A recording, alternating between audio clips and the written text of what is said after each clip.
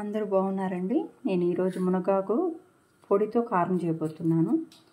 ఇది ఒక 2-3 డేస్ ఎండలో పెట్టుకుని మునగాకుని పౌడర్ చేసుకున్నానండి. కొంచెం జీలకర్ర, కొంచెం సాల్ట్, కొంచెం వెల్లుల్లిపాయలు ఎక్కువ తీసుకొని కారము, ఉప్పు చిన్న రోల్లో వేసుకొని దంచి పెట్టుకున్న కారము,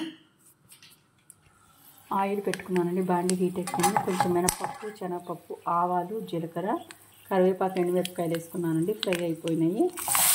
నెక్స్ట్ ఆనియన్స్ వేసుకోవాలి.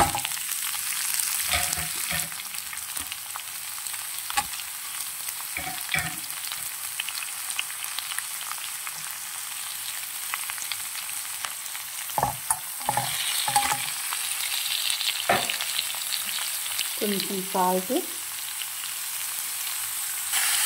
కొంచెం పసుపు వేసుకున్నానండి. ఇది కొంచెం పచ్చి వాసన పోయేంత వరకు ఫ్రై చేసుకోవాలి ఆనియన్స్. ఇవి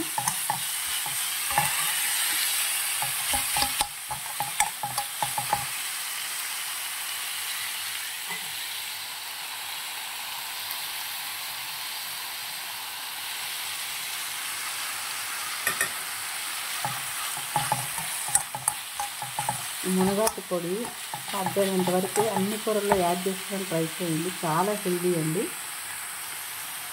బాగా ఫ్రై అవ్వాలి ఆనియన్స్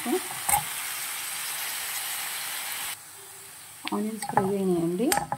ఇప్పుడు ఈ మునగాకు పొడి వేసుకోవాలండి.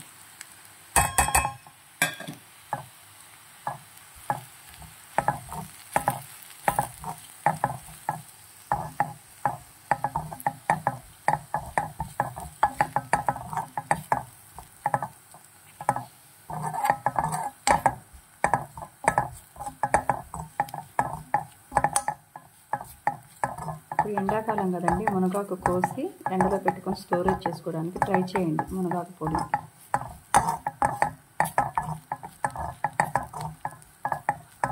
ఒక్కసారి పొడి చేసి పెట్టుకుంటే ఎప్పుడు కావాలంటే అప్పుడు ఇలా ఆనియన్స్ వేసేసుకొని పొడి రెడీ చేసుకోవడం. చపాతీకి బాగుంటుందండి ఇది.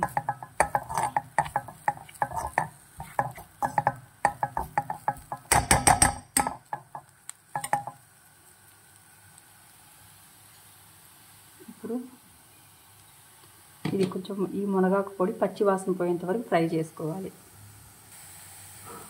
దంచి పెట్టుకున్న వెల్లుల్లి కారం మీకు రుచికి తగినంత, మీరు ఎంత కారం తింటారో అంత వేసుకోండి.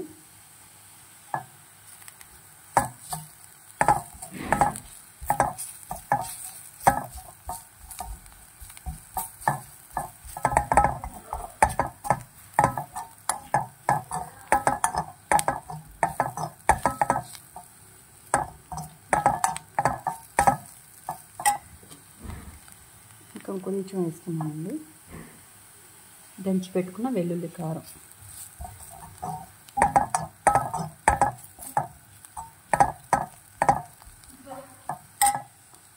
కొంచెం చేదు తగులుతుంది అనుకుంటే కొంచెం బెల్లం పొడి వేసుకోండి.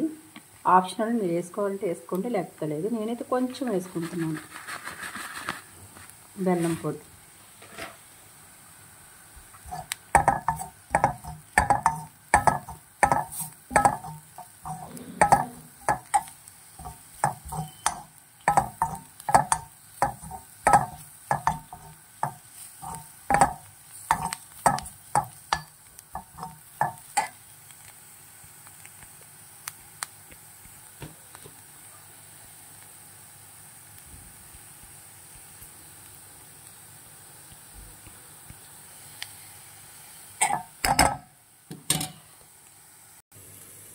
కొత్తిమీర వేసుకొని ఇంకా దించుకోవటమేనండి. చపాతీకి చాలా బాగుంటుంది, వేడివేడి అన్నంలోకి చాలా బాగుంటుంది.